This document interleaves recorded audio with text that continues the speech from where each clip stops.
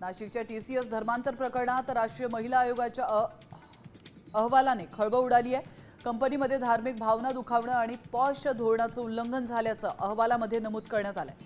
आरोपी मुलींना इस्लाम श्रेष्ठ असल्याचं सांगून हिंदू धर्माचा अपमान करत होता। त्याचप्रमाणे भीतीपोटी अनेक पीडितांनी तक्रार केली नसल्याचंही समोर आलंय।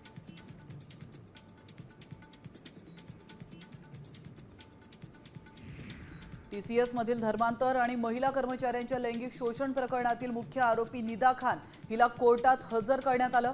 यावेळी तिला 14 दिवसांची न्यायालयीन कोठडी सुनावण्यात आली आहे। दरम्यान पोलिसांनी निदाचा मोबाईल फॉरेन्सिक तपासणीसाठी पाठवलाय। तिच्या कुटुंबियांची देखील चौकशी सुरू आहे।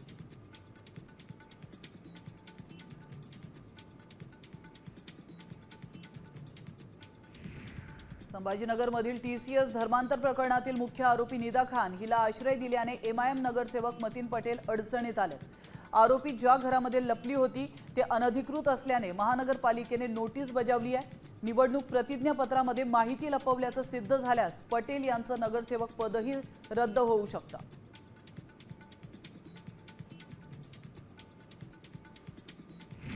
नसरापूर प्रकरणामध्ये पुणे ग्रामीण पोलीस 3 ते 4 दिवसात न्यायालयामध्ये दोषारोपपत्र सादर करणार आहेत। 15 दिवसात आरोपपत्र दाखल करण्याची ग्वाही पोलिसांनी पाळली आहे। खटल्यासाठी अजय मिसर यांची विशेष सरकारी वकील म्हणून नियुक्ती झाली आहे। खटला फास्ट ट्रॅकवर चालवून आरोपीला कठोर शिक्षा देण्याचा प्रशासनाचा मानस आहे। नाशिकच्या नांदगावमध्ये तोतया पोलिसाने तरुणीवर लैंगिक अत्याचार केलाय। आरोपी संदीप बेंडके याने ओळखपत्र देण्याच्या बहाण्याने मैत्री केली आणि त्यानंतर आक्षेपार्ह फोटो व्हायरल करण्याची धमकी देत 5 महिने अत्याचार केलाय। या प्रकरणी गुन्हा दाखल झाला असून पोलीस फरार आरोपीचा शोध घेत आहेत। इंस्टाग्रामवरील प्रेमापोटी बांगलादेशची सीमा ओलांडून जळगावमध्ये आलेल्या 20 वर्षीय तरुणीला पोलिसांनी अटक केली आहे। विना परवाना भारतात प्रवेश करून ती सोनं कारागिराकडे राहत होती। अवैध वास्तव्य आणि आश्रय दिल्याप्रकरणी पोलिसांनी दोघांविरोधात गुन्हा दाखल केला।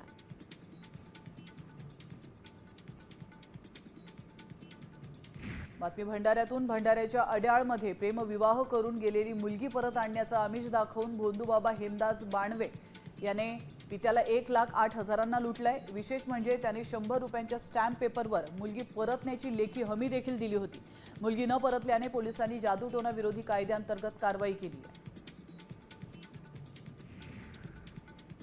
बदलापुरात राजकीय वैमनस्यातून शिंदे सेना आणि भाजपमधील वाद विकोपाला गेलाय। शिंदे सेनेच्या नगरसेवकांनी भाजप पदाधिकाऱ्याचा मुलगा सनी पाटील याला हळदी समारंभात बेदम मारहाण केली। या प्रकरणी नगरसेवक रोहन पाटील यांच्यासह 10 जणांवर गुन्हा दाखल झाला आहे। मनी लॉन्ड्रिंग प्रकरणात जॅकलिन फर्नांडिसला सरकारी साक्षीदार बनवण्यास ईडीने विरोध केला। सुकेश चंद्रशेखरच्या गुन्ह्याची माहिती असून देखील तिने त्याच्याकडून आर्थिक लाभ घेतल्याचा दावा ईडीने केलाय। तिने तपासात सहकार्य न करता दिशाभूल केल्याचा आरोपही केलाय। तिला साक्षीदार बनवणं अन्यायाचं ठरेल अशी भूमिका ईडीने न्यायालयात मांडली। बीड नगर परिषदेत मालमत्ता वादातून मुख्याधिकाऱ्यांना केबिनमध्ये घुसून जीवे मारण्याची धमकी देण्यात आली। शेख निजाम आणि शेख इम्रान यांनी शिवीगाळ करत अंगावर धावून गोंधळ घातल्याचा आरोप होतोय। या प्रकरणी पोलिसात तक्रार दाखल असून दादागिरी करणाऱ्यांविरोधात कारवाईची मागणी होते। सिंधुदुर्गच्या सावंतवाडीत भीषण अपघात झाला। एका उभ्या दुचाकीला भरधाव ट्रकने जोरदार धडक दिली आहे। धडक इतकी भीषण होती की तिघेही रस्त्यांवर फेकले गेलेत। या अपघातात 15 वर्षांच्या मुलीसह 3 जण गंभीर जखमी झाले।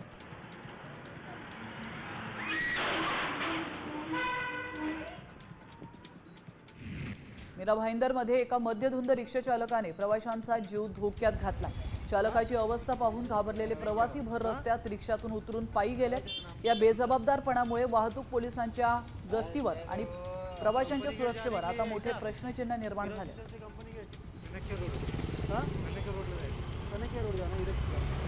ऐसा का रिक्शा चलाता है क्या दारू पी के? हाँ इतना दारू पिए तू? गाड़ी का नंबर प्लेट क्या है? मुंबईतल्या खार परिसरात एका बांधकाम साईटवरील झाड रिक्षावर कोसळल्याने रिक्षातील 2 महिला प्रवासी गंभीर जखमी झाल्यात। जखमी महिलांना हिंदूच्या रुग्णालयात दाखल करण्यात आलंय। त्यांच्यावर उपचार सुरू आहेत। या प्रकरणी बांधकाम ठिकाणी निष्काळजीपणा दाखवल्याचा आरोप केला जातोय।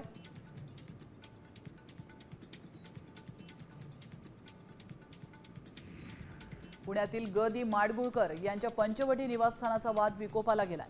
ही ऐतिहासिक वास्तू पाडण्यास विरोध केल्याने नातेवाईकांकडूनच आपल्या जीवाला धोका निर्माण झाल्याचा आरोप नातू सुमित्र माडगुळकर यांनी केलाय। वास्तू बिल्डरला विकण्यासाठी दबाव टाकला जातोय असं देखील त्यांनी म्हटलंय।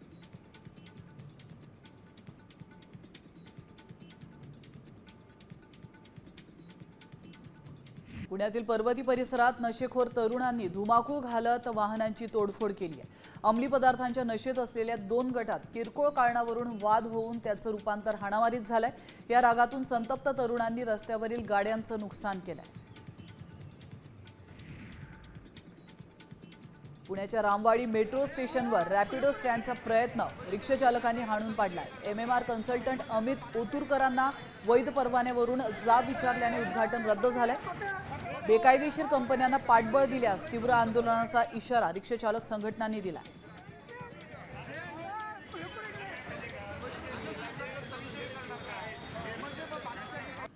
पिंपरी चिंचवड शहरामध्ये तापमानाचा पारा पुन्हा 40 अंशांच्या पुढे गेलाय। त्यामुळे नागरिक उकाड्यानं हैराण झालेत।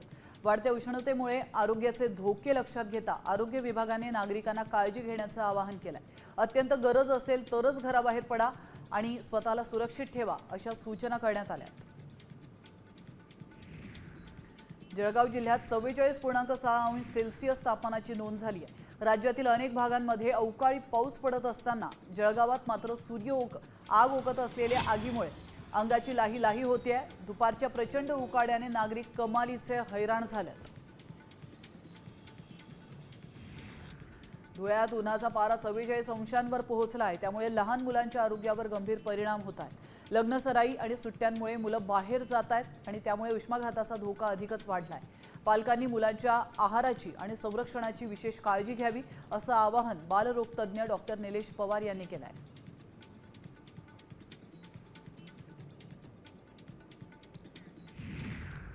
मुंबईला पाणी पुरवठा करणाऱ्या जलाशयांमधील साठा झपाट्याने घटल्याने प्रशासनाने मोठा निर्णय घेतलाय।